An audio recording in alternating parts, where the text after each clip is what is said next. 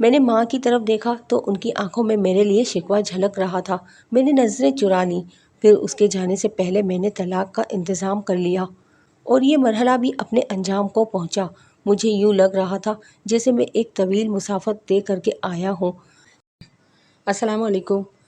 کہانی سننے سے پہلے آپ میرے اردو قصے کہانی چینل کو سبسکرائب کر کے بیل نوٹیفیکیشن کو آن کر دیں تاکہ آپ کو ملتی رہے میری ہر آنے والی ویڈیو کا نوٹیفیکیشن۔ میں اپنے ماں باپ کا اکلوتا بیٹا تھا، صرف کہنے کو اکلوتا تھا، ورنہ گھر کی ساری ذمہ داری کے ساتھ ساتھ 4 بہنوں کی ذمہ داری بھی میرے سر تھی۔ ابھی میں میٹرک کے امتحانات سے فارغ ہی ہوا تھا کہ میرے والد کا اچانک انتقال ہو گیا۔ اس اچانک حادثے کی وجہ سے مجھے اپنی تعلیم کو خیر بات کہنا پڑ گیا۔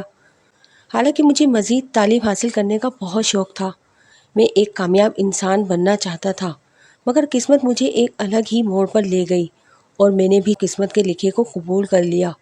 کچھ عرصہ تو میں اپنے گھر کے پاس ہی مختلف جگہوں پر کام کرتا رہا، مگر جیسے جیسے وقت گزرتا تھا خرچ بڑھتے چلے جا رہے تھے۔ میں اس صورتحال سے سخت دل برداشتہ ہو گیا تھا۔ اسی پریشانی اور مشکل میں دن کٹ رہے تھے کہ ایک دن میرا ایک کزن میرے پاس آیا اور مجھے کہا کہ وہ بیرون ملک جا رہا ہے ایک اچھی نوکری کے لیے، کیا تم میرے ساتھ چلو گے؟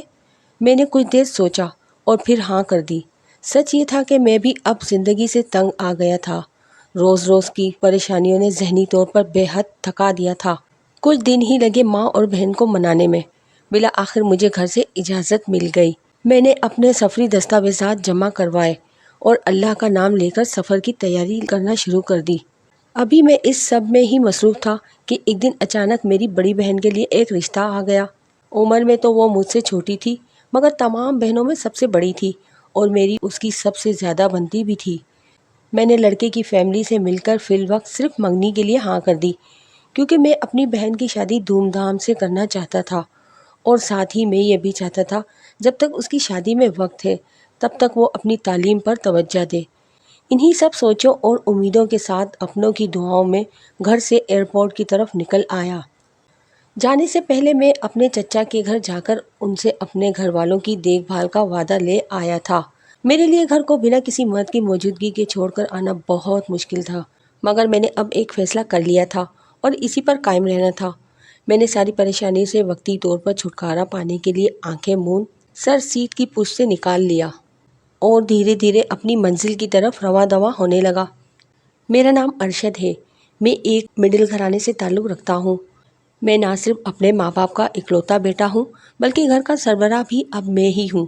میری کہانی زندگی کی پریشانیوں سے بھرپور ہے۔ مجھے اپنی فیملی بہت عزیز ہے اور ان کے آرام و سکون کے لیے میں نے اپنے سکون کی قربانی دینے کا فیصلہ کیا۔ دل پر پتھر رکھ کر ہی صحیح، مگر میں نے اپنی تعلیم کو خیر بات کہہ دیا۔ میں کوئی بہت پڑھا لکھا شخص نہیں، مگر زندگی کی ہر تلخی سے واقف ہوں۔ میں نے اپنی فیملی کو سکون بھری چھاؤں مہیا کرنے کے لیے خود کو کڑی دھوپ میں جلایا۔ میرے لیے یہ دن بہت مشکل بھرے تھے۔ کبھی کبھی میں سوچتا تھا کہ کاش میں اپنا ملک چھوڑ کر دیار غیر کبھی نہ آتا، مگر بعض دفعہ ہمیں انچاہے فیصلے بھی کرنے پڑتے ہیں۔ میں نے بھی کیے۔ میں نے ایک دن میں 3 نوکریاں تک کی، ایک وقت کی روٹی کھاتا اور 2 وقت کی روٹی کے پیسے بچا کر رکھ دیتا۔ میں نے ابھی 4 بہنوں کی تعلیم کے اخراجات پورے کرنے تھے اور ان کے اچھے گھر میں شادی بھی کرنی تھی۔ ان سب کے لیے مجھے اپنی زندگی کے کئی قیمتی سال قربان کرنے تھے۔ میں نے بھی ہر چیز کا پلان بنا رکھا تھا، مگر اس سب میں یہ بھول گیا تھا کہ ہم جتنے بھی پلان بنا لیں وہ سب قسمت کے سامنے دھرے کے دھرے رہ جاتے ہیں۔ میں نے آگے بڑھ کر اس سے مصافحہ کیا۔ کچھ دیر کے بعد ہم معمول کی چیکنگ وغیرہ سے فارغ ہو کر جہاز میں سوار ہو گئے تھے۔ میرا دماغ ابھی بھی پیچھے اپنے گھر میں الجھا ہوا تھا۔ میں پریشان تھا کہ وہ سب کس طرح رہیں گے۔ اسی پریشانی میں ڈوبے ڈوبے میں نیند کی وادیوں میں اتر گیا۔ وہ ایک عجیب رات تھی۔ کبھی یوں لگتا کہ وہ صرف خواب تھا، حقیقت نہیں، مگر یہ ممکن نہ تھا۔ وہ سب حقیقی زندگی کا ہی ایک باب تھا۔ میری زندگی میں آنے والی وہ رات، وہ عورت میں کبھی نہیں بھول پاؤں گا۔ میں وہ پل کبھی بھلا ہی نہیں پایا جن پلوں میں وہ میرے ساتھ تھی۔ وہ بہت خوبصورت تو نہ تھی، مگر وہ پرکشش ضرور تھی۔ دنیا والوں کی نظر میں نہ صحیح، مگر میری نظر میں تھی۔ نہ جانے اس میں ایسا کیا تھا کہ میں بے ساختہ اس کی اور کھنچا چلا جاتا۔ وہ وہیں اسی بلڈنگ کے تیسرے فلور پر رہتی تھی۔ کہنے کو وہ برطانوی شہریت کی مالک تھی، مگر لگتی وہ ایشیا کی تھی۔ میری پہلی بار اس سے بات چیت ایک سپر مارکیٹ میں شروع ہوئی۔ وہ اس سے میری پہلی ملاقات تھی۔ وہ میرے آگے اپنی ٹرالی لے کر کھڑی تھی اور میں عین اس کے پیچھے تھا۔ اگلی باری کاؤنٹر پر اسی کی تھی، مگر وہ اپنے پرس میں بری طرح الجھی ہوئی تھی۔ تھوڑی دیر بعد اس نے سر اٹھایا تو اس کے چہرے پر پریشانی رقم تھی۔ میں نے اس سے وجہ پوچھنی چاہی، مگر میں فی الوقت وہاں کی زبان سے نابلد تھا۔ تبھی کاؤنٹر پر موجود لڑکے نے، جو کہ ایک انڈین تھا، میری مدد کرتے ہوئے مجھے بتایا کہ وہ لڑکی اپنا پرس کہیں کھو چکی ہے اور اب اس کے پاس یہ سب خریدنے کے پیسے نہیں ہیں۔ میں نے اس کی مشکل دیکھتے ہوئے اس کے منع کرنے کے باوجود اپنے ساتھ اس کا بل بھی ادا کر دیا۔ وہ بے ساختہ میرا شکریہ ادا کرنے لگی۔ باہر آ کر اس نے مجھ سے اردو میں بات شروع کی تو میں حیران رہ گیا۔ تب اس نے میری حیران شکل دیکھتے ہوئے مجھے بتایا کہ اس کا باپ پاکستانی تھا، اس لیے گزارے لائق اردو اسے بھی آتی تھی۔ اس کے ساتھ چلتے چلتے میں نے ایک بات نوٹ کی کہ وہ میرے ہی روڈ پر چل رہی ہے، اور جب میں نے اس سے پوچھا تو اس نے کہا کہ وہ اسی بلڈنگ میں رہتی ہے جہاں تم جا رہے ہو۔ اس اتفاق پر ہم دونوں ہی بے ساختہ مسکرا پڑے۔ اس نے بتایا کہ وہ ایک اسٹوڈنٹ ہے، اس کا نام مہرین ہے اور وہ قریب کے کالج میں ہی پڑھتی ہے۔ باتوں باتوں میں اس نے بتایا کہ وہ ایک مسلم ہے اور اس کے والدین بھی مسلمان ہیں۔ اب ہم تقریباً روز ملنے لگے تھے۔ میں اکثر ڈائری لکھا کرتا تھا، یہ میری پختہ عادت تھی۔ اس سفر میں بھی میری ڈائری میرے ہمراہ تھی۔ مقررہ وقت پر ہم اپنی منزل پر پہنچ گئے تھے۔ یہ اٹلی کا شہر وینس، مطلب پیار کرنے والوں کا شہر تھا۔ ایئرپورٹ سے باہر نکلتے ہی میں نے آسمان کی طرف دیکھا۔ یہ ایک نیا ملک، ایک انجان شہر تھا۔ باہر نکلتے ہی میں نے آسمان کی طرف دیکھا۔ یہ ایک نیا ملک، ایک انجان شہر تھا۔ میں اپنے کزن کی میت میں آگے بڑھنے لگا۔ باہر آ کر ہم نے ٹیکسی لی۔ کچھ دیر بعد ہم ایک پسماندہ علاقے کی طرف بڑھنے لگے۔ وہاں ہر طرف عجیب سی عمارتیں بنی ہوئی تھیں۔ عجیب قسم کے لوگ ہر طرف تھے۔ ایک لمحے کو میرا دل اس ماحول سے گھبرا کر واپس چلے جانے کو چاہا۔ بالآخر میں نے ہمت کر کے باہر قدم رکھا۔ یہ ایک بوسیدہ اور خستہ حال عمارت تھی۔ وہ جو پرسکون اور ترقی یافتہ ملک کے خواب سجا کر میں یہاں آیا تھا، وہ سب چکنا چور ہو گیا۔ میرا دل کیا کہ میں یہاں سے بھاگ نکلوں۔ وہ لوگ جو دیار غیر کے گن گاتے ہیں، ان سب کو یہاں لا کر بتاؤں کہ یہ تو ہمارے وطن سے بھی بدتر ہے۔ یہاں ہر طرف بدبو پھیلی ہوئی تھی۔ یہ سب دیکھ کر مجھے زور سے ابکاری آنے لگی۔ دل پر پتھر رکھ کر میں نے آگے کی طرف قدم بڑھائے۔ بمشکل ہم چوتھی منزل تک پہنچ کر رک گئے۔ سامنے ہی ہمارا فلیٹ تھا۔ ہم اندر داخل ہوئے تو وہ دھول مٹی سے بھرا ہوا تھا۔ یوں لگتا تھا کہ گویا صدیوں سے یہاں کسی کا گزر نہیں ہوا۔ میں نے ناک پر رومال باندھ لیا۔ میرا کزن بھی میری جیسی ہی کیفیات سے گزر رہا تھا۔ ہم نے ہمت کر کے آگے بڑھ کر صفائی کا کام شروع کیا۔ بالآخر چند گھنٹوں کی محنت کے بعد ہم اسے معقول صورتحال میں لانے میں کامیاب ہو گئے۔ اب سب کے بعد ہم تھکن سے چور ہو گئے تھے۔ ابھی ہم کچھ کھانے کے بارے میں سوچ ہی رہے تھے کہ ہمارا پڑوسی ہمارے لیے ایک ٹرے میں کچھ سینڈوچ اور کافی لے کر آ گیا۔ ہم نے وہ جلدی جلدی کھا کر اس کا شکریہ ادا کیا اور لمبی تان کر سو گئے، کیونکہ اگلی صبح ہمیں نوکری کی تلاش میں بھی جانا تھا۔ میں آج اپنی شفٹ پوری کر کے آ رہا تھا کہ راستے میں مجھے وہ دکھی، غمگین صورت بیٹھی ہوئی۔ میں اس کے قریب گیا اور اس سے پوچھا کہ وہ یہاں کیا کر رہی ہے اور اتنی پریشان کیوں ہے۔ تو اس نے بتایا کہ اس کے ماں باپ کے بیچ آج بھی بہت بڑا جھگڑا ہوا ہے۔ میں نے اس کی بات سن کر اسے اپنے ساتھ آنے کو کہا اور بولا کہ تم پریشان مت ہو، میں تمہارے والدین سے بات کروں گا۔ میری بات سن کر اس نے میری طرف دیکھا اور کہنے لگی کہ نہیں، تم نہیں، میں کیا، انہیں کوئی بھی نہیں سمجھا سکتا۔ اس کی بات سن کر میں نے اسے سوائے تسلی کے کچھ نہیں دے پایا۔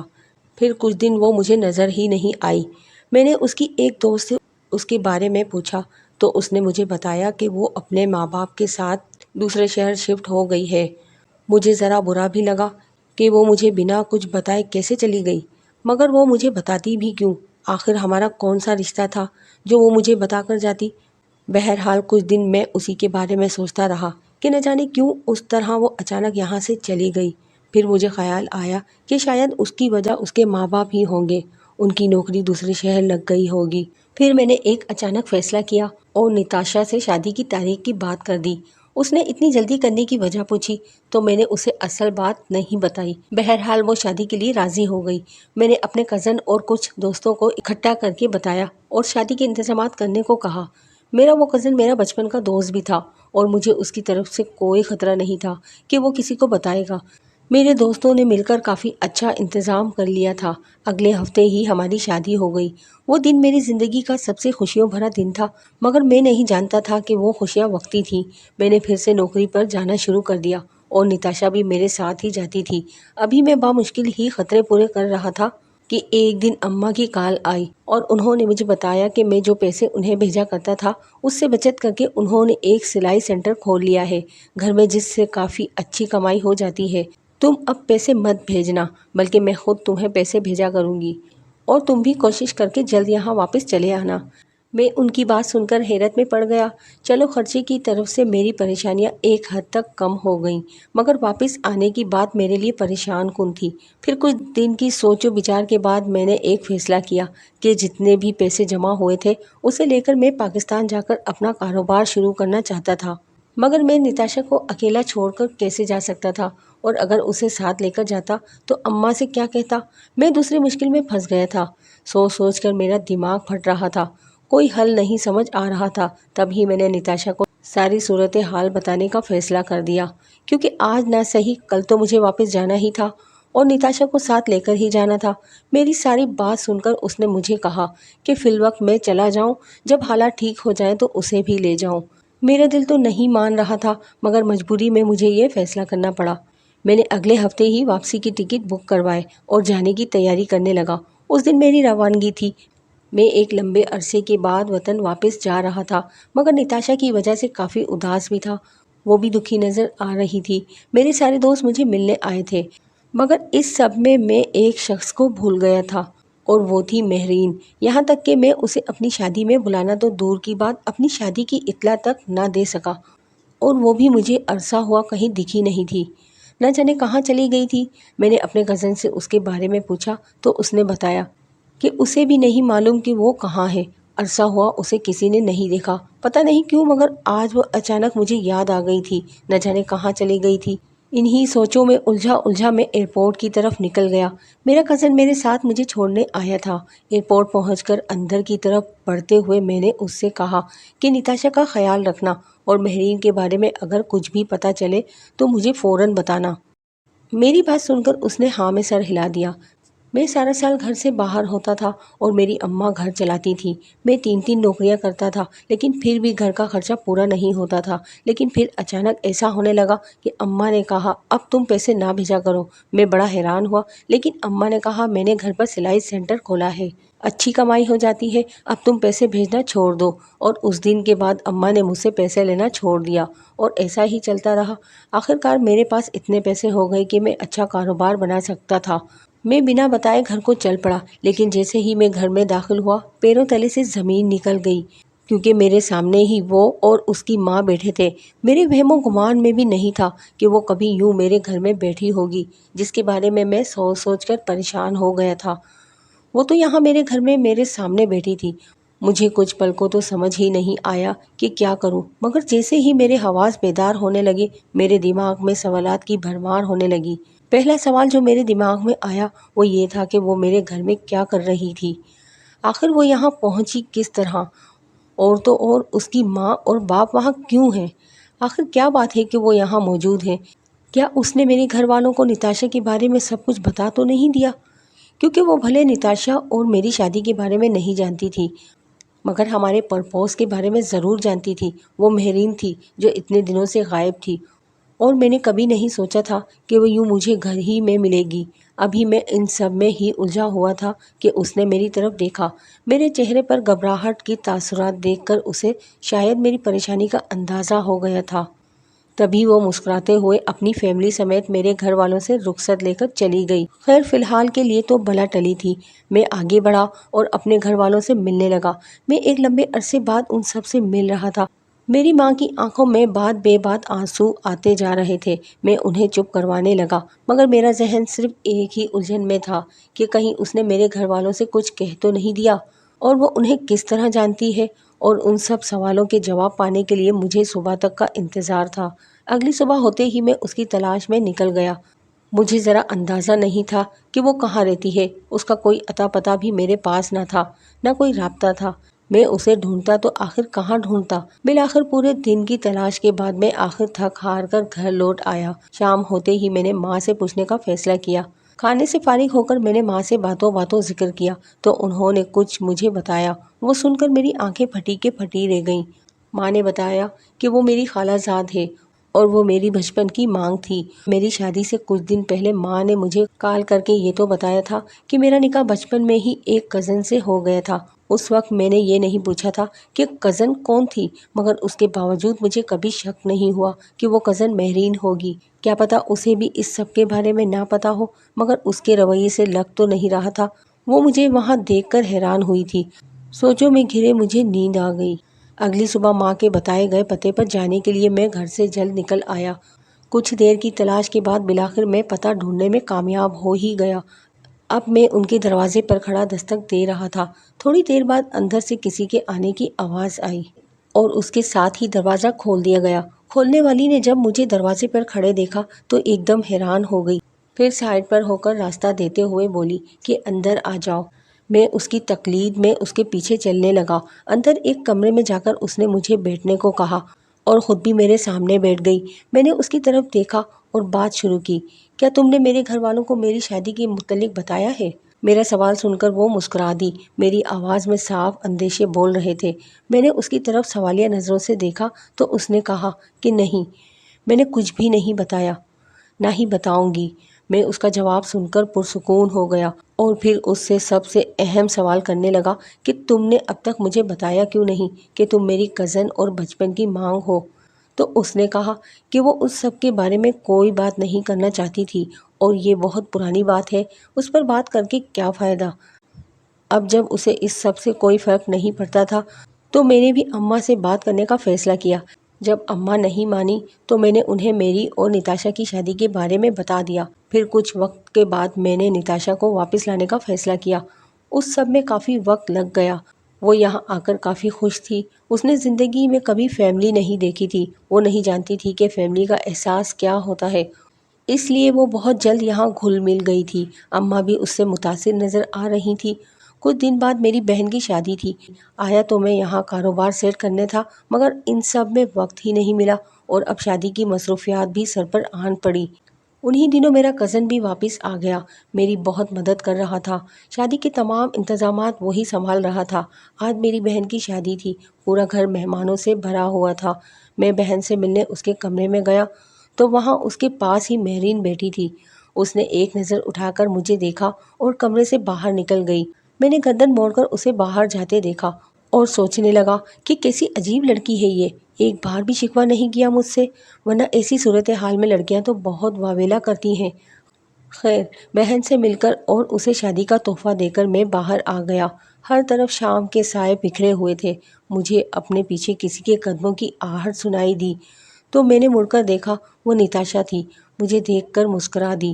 میں نے اسے ساتھ بیٹھنے کی جگہ دی اور اس سے باتیں کرنے لگا۔ میں نتاشا کے ساتھ کافی خوشگوار زندگی گزار رہا تھا۔ وہ دن میری زندگی کے بہترین دن تھے۔ 2 دن بعد ولیمہ تھا۔ وہ ہر فنکشن میں بڑھ چڑھ کر حصہ لے رہی تھی۔ مجھے اس کے اس رویے سے الجھن ہو رہی تھی۔ وہ ایسا پیش آ رہی تھی جیسے کہ کچھ ہوا ہی نہ ہو۔ اور حیرت کی بات تو یہ تھی کہ اماں بھی مجھے کچھ نہیں کہہ رہی تھی۔ انہوں نے نتاشا کو بھی قبول کر لیا تھا۔ میرا ارادہ اب یہیں رہ کر کچھ کرنے کا تھا۔ میں نے ماں سے بات کر کے ایک کاروبار شروع کرنے کا سوچا۔ کچھ پیسے میرے پاس تھے، کچھ ماں اور نتاشا نے دے دیے۔ میں نے اللہ کا نام لے کر کام شروع کر دیا۔ کچھ وقت بعد میرا کام چلنا شروع ہو گیا۔ زندگی ایک نئے رخ پر مڑ گئی تھی۔ سب صحیح چل رہا تھا کہ ایک دن اچانک مہرین آ گئی۔ وہ الوداع کہنے آئی تھی۔ اس نے بتایا کہ وہ واپس اپنے والدین کے ساتھ اٹلی جا رہی ہے اور اب کبھی واپس نہیں آئے گی۔ یہ سن کر میں اور پریشان ہو گیا۔ اگلے دن میں اس سے ملنے اس کے گھر گیا تو وہ گھر پر ہی موجود تھی۔ میں نے اس سے پوچھا کہ اس نے کیا سوچا ہے آگے کا اور وہ اس نکاح کے بارے میں کیا سوچتی ہے۔ اس نے کہا کہ وہ بڑوں کا فیصلہ تھا جو ہمارے بچپن میں کیا گیا تھا، مگر اب ہم بڑے ہو چکے ہیں۔ تم نے بھی اپنا گھر بسا لیا ہے اور میری بھی کوئی جذباتی وابستگی نہیں۔ یوں اس رشتے سے تم چاہو تو ہم نتاشا کے علم میں یہ بات کیے بغیر اس معاملے کو ختم کر سکتے ہیں۔ اس کی پوری بات سن کر میں نے اسے کہا کہ مگر اماں نہیں مانیں گی، ان کی فکر مت کرو، ان سے میں خود بات کر لوں گی۔ میری بات سن کر اس نے مجھے تسلی دی تو میں بھی مطمئن ہو کر گھر چلا آیا۔ اگلے دن وہ ہمارے گھر آئی اور ماں کے کمرے میں بیٹھ کر کافی دیر نہ جانے ان سے کیا باتیں کرتی رہی۔ پھر جب وہ ماں کے ساتھ باہر نکلی تو اس کے چہرے پر سب ٹھیک ہے کا سنگل تھا۔ میں نے ماں کی طرف دیکھا تو ان کی آنکھوں میں میرے لیے شکوہ جھلک رہا تھا۔ میں نے نظریں چرا لیں۔ پھر اس کے جانے سے پہلے میں نے طلاق کا انتظام کر لیا اور یہ مرحلہ بھی اپنے انجام کو پہنچا۔